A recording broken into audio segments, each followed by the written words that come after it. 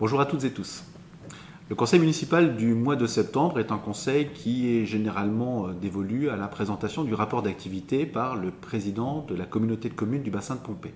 Sans trop entrer dans les détails, Laurent Troglic nous a présenté les diverses actions qui étaient menées par le bassin de Pompée dans le cadre de l'exercice de ses compétences. Dans ce périmètre-là, on a d'abord évoqué les questions financières aussi, la santé financière de notre PCI. On a également évoqué et détaillé les points sur la gestion des déchets, des choses très opérationnelles. Également les réflexions autour du développement de la compétence économique liée entre autres à l'emploi et à l'insertion. On a ainsi évoqué le maraîchage qui alimente entre autres notre cuisine centrale. Un autre point a également été détaillé, un point d'importance. Il s'agit de la compétence petite enfance qui est exercée par le bassin de Pompée. Et elle est d'autant plus importante qu'elle est liée au développement de notre commune, puisqu'on accueillera très prochainement, avec Arborescence, la construction de la crèche de Froid. C'était une dizaine de délibérations qui étaient à l'ordre du jour, mais parmi ces dizaines de délibérations, nombreuses étaient celles qui étaient vraiment purement techniques. 2 délibérations ont une importance plus marquée, plus forte. La première, c'est celle qui concerne la solarisation de ce que l'on appelle couramment l'ancien motocross. Cet espace qui est aujourd'hui une friche industrielle est un espace dont on va exploiter une grande partie pour pouvoir y disposer des panneaux solaires. Sur approximativement 4 hectares, on va, grâce à une société d'économie mixte, pouvoir faire un investissement assez important qui va nous permettre de répondre aux enjeux de plan climat, air, énergie. La production d'énergie qui est attendue va osciller entre 6,5 MW. Cette production permettra de couvrir les besoins de 1500 foyers. Si l'on conjugue les actions menées par les partenaires privés, je pense en particulier aux établissements Leclerc qui ont là aussi, avec la géothermie et le développement des panneaux photovoltaïques, décarboner une partie de l'énergie dont ils avaient besoin. La Sofidel également, cette entreprise qui est en finalisation de la construction de sa deuxième chaufferie bois. Et puis le travail que nous menons ici sur la commune par la municipalité avec l'installation de ces panneaux solaires, on entre pleinement dans les obligations légales, et on va même au-delà des seuils qui nous étaient demandés, en termes de production d'énergie. Et je crois qu'on peut s'en féliciter. L'autre délibération qui a suscité des débats vraiment intéressants, c'est cette délibération sur la dénomination des rues de ce nouveau quartier Arborescence. Donc cette dénomination correspond à 3 enjeux importants. La première, évidemment, c'était de faire en sorte que ce nouveau quartier ne soit pas considéré comme un appendice éloigné de la ville, mais qui, au contraire, va s'inscrire pleinement dans la cité, dans la ville.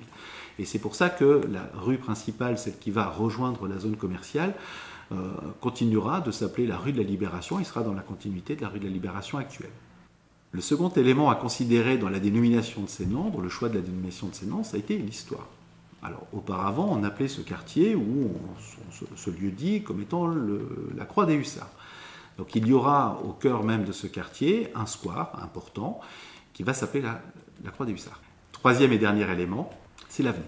2 sites en particulier vont témoigner d'une part d'une correction de ce que j'estime être une anomalie sur notre territoire et d'autre part l'engagement que nous prenons vis-à-vis des générations à venir. Pour ces générations à venir, un parc va être créé juste à côté de la crèche et nous avons souhaité que ce parc porte le nom des enfants après nous. Cela peut paraître un petit peu étrange ou un petit peu étonnant, mais simplement, il vient évoquer le fait que lorsque nous occupons un espace, cet espace-là, il n'est pas à nous, ou il est à nous de manière ponctuelle, à nous de veiller à ce qu'il soit redonné aux générations futures dans les meilleures conditions possibles. Donc je considère comme une anomalie d'avoir dans la commune qu'un peu plus de 6% de nos rues qui ont une appellation au féminin.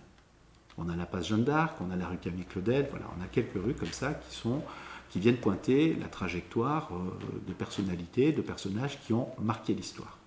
J'ai souhaité donc qu'une des nouvelles rues de ce quartier soit non pas une rue à une dénomination ou soit affectée à une personnalité de manière directe, exclusive, mais au contraire qui soit ouverte à un ensemble de personnes, de personnalités et de personnalités féminines qui ont eu un rôle à jouer, soit localement, soit régionalement, soit nationalement, pour faire en sorte que les valeurs de la République soient préservées. Dans ce sens, J'ai souhaité proposer au conseil municipal, et ça a suscité de nombre de débats intéressants, de nommer cette rue, cette allée qui va être dans la partie supérieure du quartier Arborescence, l'allée des femmes engagées. Et nous avons déterminé également que nous serons amenés, le conseil municipal d'aujourd'hui comme les conseils municipaux dans le futur, à peut-être chaque année faire en sorte qu'il y ait une mise à l'honneur d'une femme dans cette rue, dans cette allée des femmes engagées. Au travers d'actions qui peuvent être des actions artistiques, qui peuvent être des pavés, qui vont dénommer des personnalités importantes, petit à petit, cette rue ne va pas porter le nom d'une seule personne, mais va saluer l'engagement qui a été porté par des dizaines, peut-être même des centaines de femmes au cours de l'histoire de notre nation. Dans les événements à venir, je compte sur votre participation. J'espère vous retrouver aux Foulées Roses qui auront lieu le 12 octobre. Donc on s'inscrit dans cette trajectoire que l'on a déjà inscrite depuis plusieurs années maintenant, qui est de nous associer à Octobre Rose et à ces manifestations. Halloween aura aussi son concert d'événements avec des défilés qui seront portés par les enfants, le service enfants-jeunesse, bien sûr. On se retrouvera sur le marché, des déguisements, une bonne ambiance, une ambiance très sympathique, je n'en doute pas. Et puis également les traditionnels repas des seniors, auxquels j'aurai plaisir de retrouver donc, le public, les plus âgés de notre commune. Je vous dis donc à bientôt au travers de ces diverses manifestations et je reste bien évidemment à votre écoute et à votre disponibilité. À très bientôt.